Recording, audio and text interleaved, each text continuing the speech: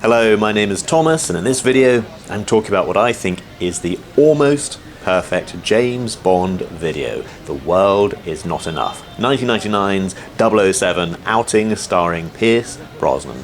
It's his third appearance as Mr. Bond, James Bond, and an actor's third appearance as that character often seems charmed. After all, Sean Connery made Goldfinger as his third outing, Roger Moore made The Spy Who Loved Me as his third outing, and Daniel Craig had Skyfall as his third outing. So if Brosnan's third, well, The World Is Not Enough is a much-loved movie.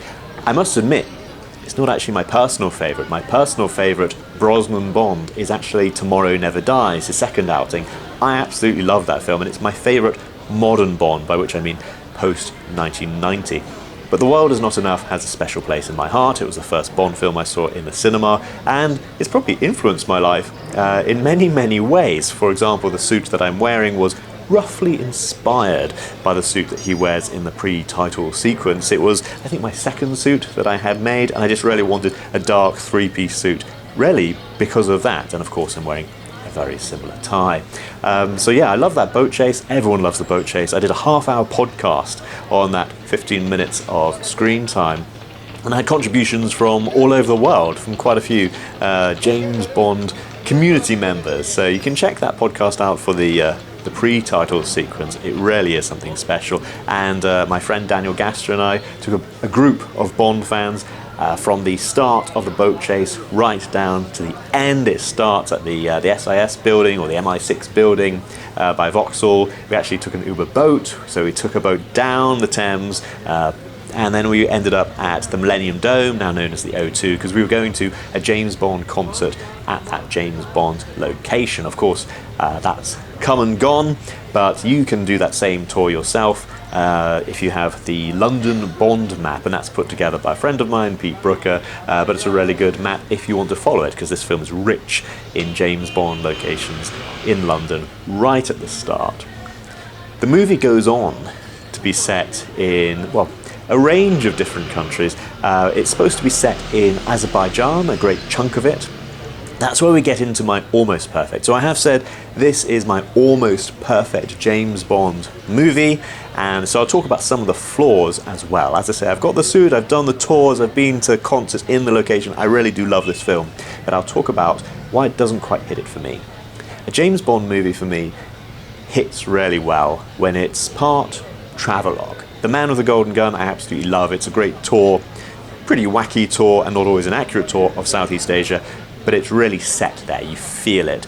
And From Russia with Love is obviously has a big chunk set in Istanbul, and it really gets into the weeds of Istanbul. You have the local ally. I think it's done brilliantly well, even though some of it's faked. We don't really have a Turkish actor playing a Turk, it's a Mexican actor, but I think he's the best portrayal of a Turkish character in any English language movie. That's important to me, because a couple of years after The World Is Not Enough was released, I went out and lived in the Turkish Republic of Northern Cyprus for 7 years. Those were my kind of teenage years, basically, and obviously that was hugely influential. I learned Turkish. I'd been a Turkish teacher. I became fluent in the language enough to be a translator, and I've been in and out, well, for the last 25 years, quite a lot.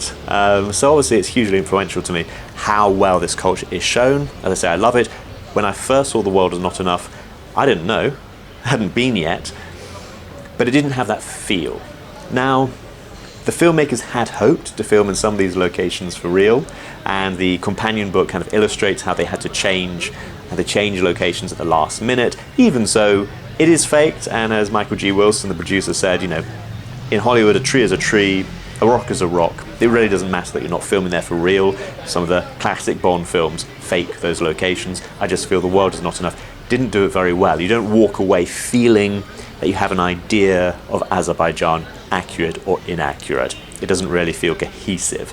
Part of that is that we don't have an Azerbaijani character. It could have been packed out with one of the security guards.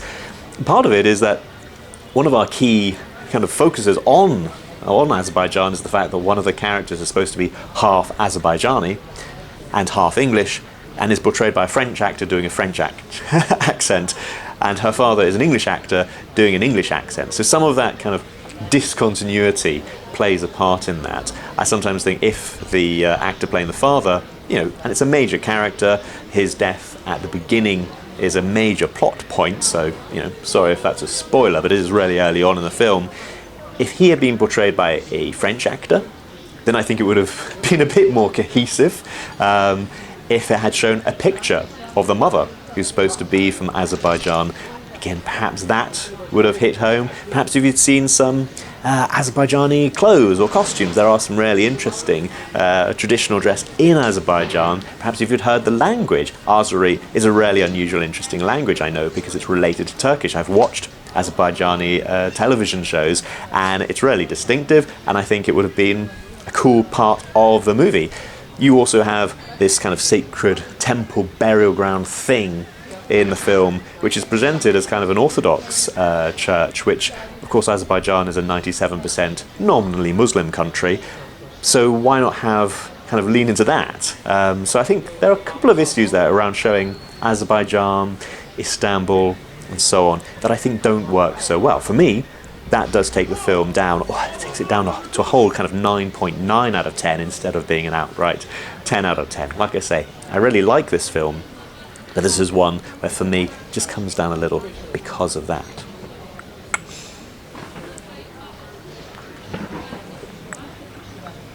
Of course, part of the reason why this is all so important, why go to Azerbaijan in the first place, is because the geopolitics of it are dead right. It has pipeline politics, it has kind of oil refineries, it shows the importance of Istanbul as a major kind of communication point.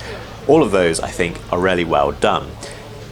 Is violence over oil pipelines an issue today? Well, absolutely. I think a lot of this has become, sadly, all too prescient. And I think that's one of the strengths of the Brosnan films, especially Tomorrow Never Dies, with its kind of control of the media as a theme, and this film with pipeline politics and terrorism as a feature. They've become kind of closer and closer to home, not further and further away. So I think that's a real strength of it, rather than using kind of shadowy organisations, spy versus spy, it's all in the shadows, that kind of thing. These are prominent individuals, known to the newspapers, and it's their shady dealings that drives it. I really like that.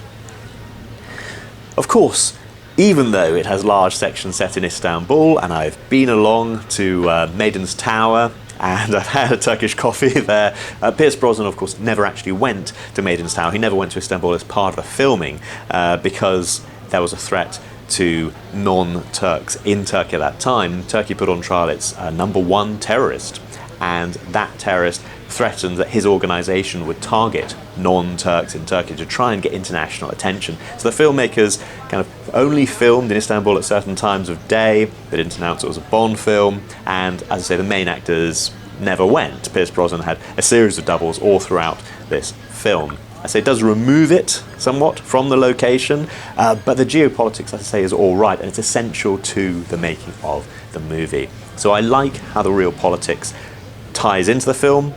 I just wish it had been more embedded in the culture. After all, this YouTube channel is all about British culture. I like to see other cultures well represented. This movie has some phenomenal action all throughout. So I talked about the pre-title sequence. I think it has got some of the best set pieces in the Brosnan era of Bond, and perhaps throughout the whole of Bond as well. But if I think about this movie, what I remember, especially if I haven't seen it for a while, is not the action, but actually the characters. I remember Pierce Brosnan's James Bond, his relationship with M. I remember Electra King. I remember Robert Coltrane's character. Robbie Coltrane is a much-loved actor, was here in the UK, and Robert Carlyle's character. Robert Carlyle plays Reynard the terrorist. There's a lot of dialogue that goes on in the fan community about whether he's a villain, whether he's a henchman. To be honest, I think some of that is almost held back by the fact that this is a Bond film. Had this been a standalone action movie, I think he'd just be a really, really interesting character, and people would say how much they wish there were more of these kind of characters. He is dangerous, he is driven, but he also has a great deal of pathos. We can sympathise with him, and he's a complex individual. He's held up at the beginning to be some kind of monster, but the more we learn about him, the more we're exposed to him, the more we start to, well, feel for this man who allegedly cannot feel. I think Robert Carlyle is perfect for this. He was cast for this role because he'd previously played a killer motivated by sadness and tragedy, and I think he does really, really well in this role. So I love the Victor Zocas, Reynard, the terrorist character. I think he's so much more interesting than these categories of, terrorist, henchman, Jaws type character. I think he's so much more interesting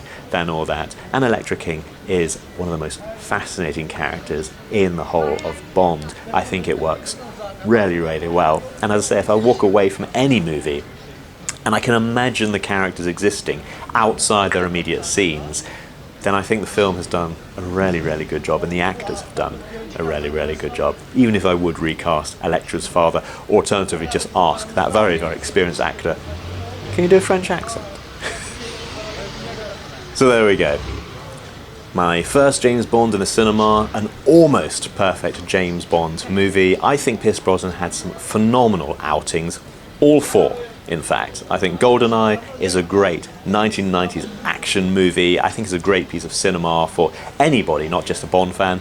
Tomorrow Never Dies is my personal favourite, and again, it's set largely around kind of Hong Kong, China. I spent 6 years in China and so on, very close to Hong Kong, been many times. I have a real connection to that film, and I really, really enjoy it, and always have. The World Is Not Enough, I think, is obviously a more adult, grown-up film, perhaps a more relaxing film in some areas, apart from those massive set pieces. And to be honest, Die Another Day, it gets slated elsewhere, but not here. I really enjoy it, and if I was to show a young boy, any young child actually, a James Bond movie, it would be that, and I think it's the perfect entry to the series for a young kid. Anyway, I enjoy all four of Pierce Brosnan movies. They say he's a great Bond who lacks a great movie. I think he's got 4 great movies, and the middle 2, absolutely my favourite.